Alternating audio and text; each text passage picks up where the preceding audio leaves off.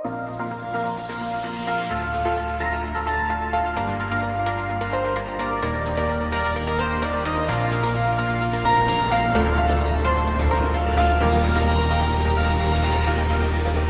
bawat gulay na ating itinatanim,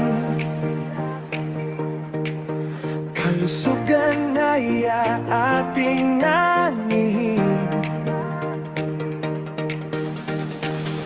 Prutas at pagkaing masustansya, lakas ng katawan, sigla ng bansa. Ang kalikasan ay ating yaman, pinagkukunan ng pagkain kailanman. Kung ito'y ating iingatan,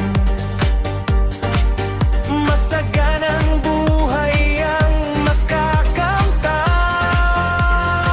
Nutrisyon at kalikasan, ating pangalagaan, para sa malusog at luntiang kinabukasan.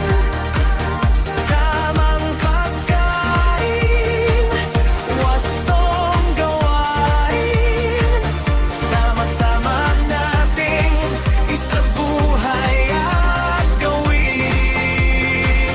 Nutrisyon at kalikasan, ating pahalagahan, kalusugan ng bawat isa ay ating pagyamanin.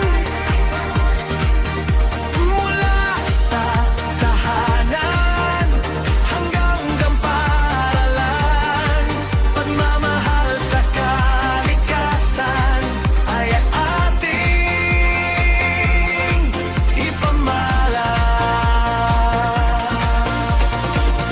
Magtanim ng gulay sa bakuran, masustansyang pagkain ay mapagkukunan. Bawasan ng basura, mag-recycle rin, malinis na kapaligiran ay ating mithiin. Tubig at hangin ay dapat ingatan,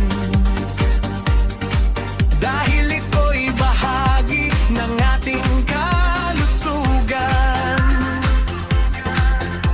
Kapag sama-sama ang pagkilos natin, mas maliwanag ang bukas na darating. Nutrisyon at kalikasan, ating pangalagaan, para sa malusog at luntiang kinabukasan. Tamang pagkain, wastong gawain, sama-sama nating isabuhay at gawin. Bata man o matanda, tayo'y magkaisa sa pangangalaga ng kalusugan at kalikasan.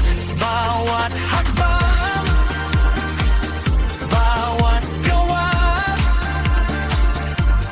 para sa bayan nating mahal. Nutrisyon at kalikasan,